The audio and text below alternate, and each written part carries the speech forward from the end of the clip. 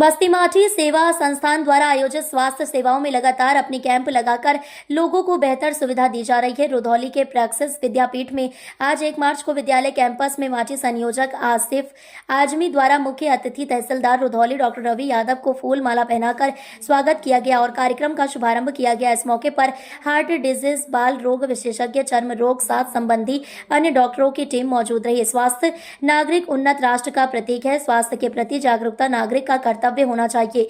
ये बस्ती के लिए सौभाग्य की बात है कि माटी और एनएचपीसी ने इस दिशा में निःशुल्क स्वास्थ्य शिविर के रूप में महत्वपूर्ण पहल की। उक्त बातें तहसीलदार रुधौली रवि यादव ने नगर पंचायत रुधौली के शांतिनगर वार्ड स्थित प्रैक्सिस विद्यापीठ में शिविर के उद्घाटन में कही।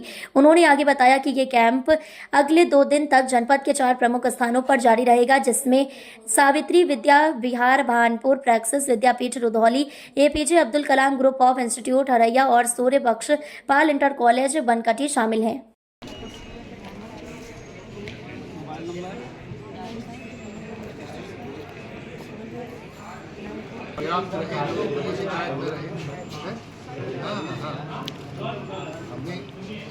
सीसी की और भी आ रही है और भी बनाई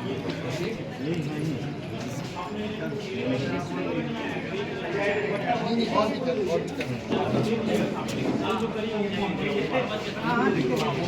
इसलिए बोले आज बंडल दे दिए या 2 ये इंसान शाम तक रहेंगे, 2 काले ये इनको दे दीजिएगा आप कल और आज का बंडल और एक्सेल बना दीजिएगा कौन से क्या होगा। एक जनमानस को जो आप लोग मेडिकल सर्विसेज दे रहे हैं, ये एक बहुत पुण्य का काम है, एक अच्छा सोशल सर्विस है और आगे भी इस तरह के कैंप्स आयोजित होते रहेंगे। माटी फाउंडेशन को विशेषकर कंग्रेचुलेशंस कि आप इस तरह खासकर पूर्वांचल जो मेडिकल फैसिलिटीज़ में थोड़ा पिछड़ा है उसको टॉप क्लास आप सर्विसेज देने के लिए जागरूक कर रहे हैं। इसके लिए बहुत बहुत धन्यवाद। और हम ऐसे पुलिस प्रशासन, हम हैं, एसएचओ साहब हैं, हमारी तरफ से जो भी हेल्प आपको चाहिए होगा, लोकल सीएससी से जो भी हेल्प चाहिएगा, उसके लिए हमेशा हम लोग तत्पर रहेंगे और जिस प्रकार की भी मदद चाहिए होगी हम लोग उसके लिए हमेशा साथ में खड़े होंगे। सभी को धन्यवाद, नमस्कार।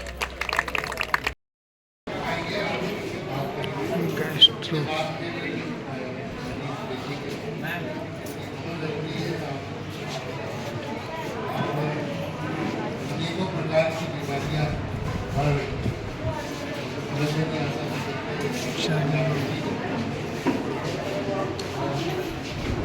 मैं लोगों को निवेदन करूँगा बच्चा साथ लेके यही आके बैठे और उसके बाद बात करेंगे। आवाज़ दिलानी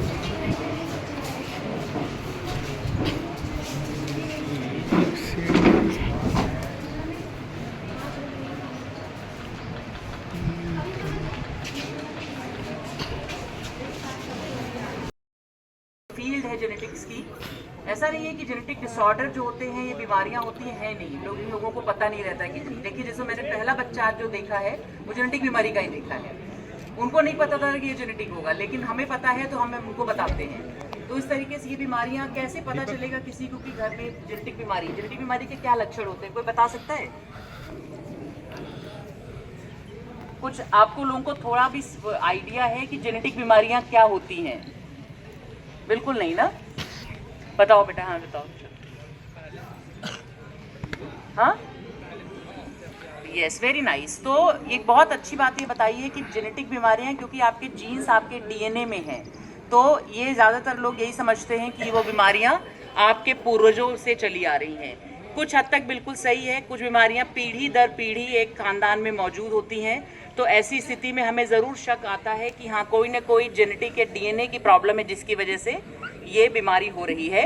और एक पीढ़ी से दूसरी पीढ़ी से तीसरी पीढ़ी में बीमारियां जब जाएं, तब अगर ऐसी कोई बीमारी किसी को है, किसी के खानदान में एक ही तरीके की बीमारी पीढ़ी दर पीढ़ी आ रही हो, तो समझिए वो एक जेनेटिक बीमारी हो सकती है।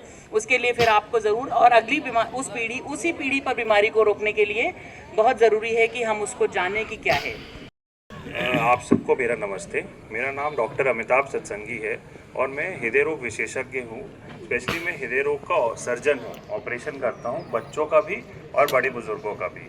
तो मेरा ये कहना है कि जैसे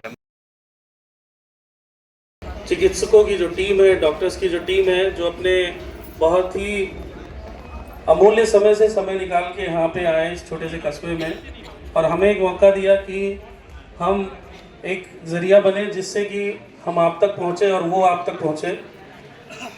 और जो ये पूरी सोच है जिसको मूर्त रूप में प्रेरित करती हुई ये माटी संस्था की टीम, उसके प्रणेता आसिफ आजमी सर, अभिषेक जी और उनकी जो पूरी हुई टीम प्रत्यक्ष परोक्ष रूप से यहाँ पे लगी हुई है। एक समय बहुत कम है हम लोगों के पास, कार्यक्रम चूँकि मुख्य है सर को और डॉक्टर्स को दिखाना आप लोगों को, लेकिन एक मैथिली शरण गुप्त की बहुत अच्छी रचना है जो मुझे तुरंत याद आ रही है कि विचार लो कि मृत्यु हो न मृत्यु से डरो कभी, मरो परंतु यूं मरो कि याद जो करे सभी, हुई न यूं सुमृत्यु तो वृथा मरे वृथा जिए, मरा नहीं वही कि जो जिया न आपके लिए। यही पशु प्रवृत्ति है, पशुओं की एक प्रवृत्ति होती है, यही पशु प्रवृत्ति है कि आप ही चरे। पशुओं की आदत होती है, जो आसिफ सर कह रहे थे कि जहाँ वो चरते हैं वहाँ किसी को चरने नहीं देते। तो मनुष्य और पशुओं में अंतर क्या है? यही पशु प्रवृत्ति है कि आप ही चरे, वही मनुष्य है कि जो मनुष्य के लिए मरे, यही मनुष्य है कि जो मनुष्य के लिए मरे। तो ये मनुष्यता की जो ये परिभाषा है उसको जागृत करती हुई ये जो टीम पूरी है, हम आप सबको बहुत बहुत धन्यवाद देते हैं कि आप यहाँ पे आए और हम लोगों के लिए अपना समय निकाले। हम लोग कोशिश करेंगे कि जीवन जी सकता है, पहली बात। दूसरी बात, मैं थोड़ा बुजुर्गों के लिए बोलना चाहूँगा। आप लोगों में से किसी को पता है कि सबसे ज़्यादा कारण क्या होता है जान जाने का? सबसे ज़्यादा कॉमन कॉज जान जाने का अगर आप आंकड़े देखेंगे तो हृदय रोग ही है, और उसमें हम कोरोनरी आर्टरी डिजीज़ बोलते हैं। जो दिल में धमनी खून प्रोवाइड कर रही होती है, उसकी वजह से उनको हार्ट अटैक का नाम आपने सुना होगा। तो किसी को पता है कि हार्ट अटैक के क्या सिम्टम्स होते हैं, क्या लक्षण होते हैं हार्ट अटैक होने के? कोई बता पाएगा? किसी को कोई आइडिया है हार्ट अटैक के बारे में? दिल अटैक, एमआई आना, नहीं पता? वही मैं बता देता हूँ आपको। हार्ट अटैक का कारण सिर्फ ये नहीं होता है कि दिल में ज़ोर का दर्द उठ रहा हो, कभी किसी को ज़्यादा दूर चलने में सांस चढ़ती हो, या हल्का हल्का सा दर्द रहता हो, या आम तौर पे जो दिन में काम कर रहे हो वो नहीं कर पा रहे होते हैं। तो इस समय में ये नहीं होता। कभी कभार हम समझते हैं कि बदहज़मी हो रही है किसी को, और वो सोचते हैं कि वो कारण सिर्फ बदहज़मी का है, बट ये नहीं होता। ये हार्ट के लक्षण भी हो सकते हैं। तो जो भी हमारे साथ बुज़ुर्ग हैं, जो अपने घर का, परिवार का ख्याल रखते हैं, वो अपना भी ख्याल रखना ज़रूरी है उनके लिए। जिसको भी सांस लेने में तकलीफ़ हो रही है, दिल में थोड़ा सा दर्द उठ रहा है, वो ज़रूर आके डॉक्टर के पास आके दिखाइए। जैसे कि हमारे आजम साहब ने एक अच्छा सा कैंप रखा है, तो आज हमारे पास जो भी मरीज़ आते हैं वो अपना दिक्कतें और तकलीफ़ हमें खुलकर बताएं, ताकि हम उसका इलाज भी कर सकते हैं यहाँ पर भी। और आपको मेन सेंटर पे या बड़ी जगह पे अगर किसी को आवश्यकता है तो हम उनकी मदद अपने सेंटर पे भी करेंगे।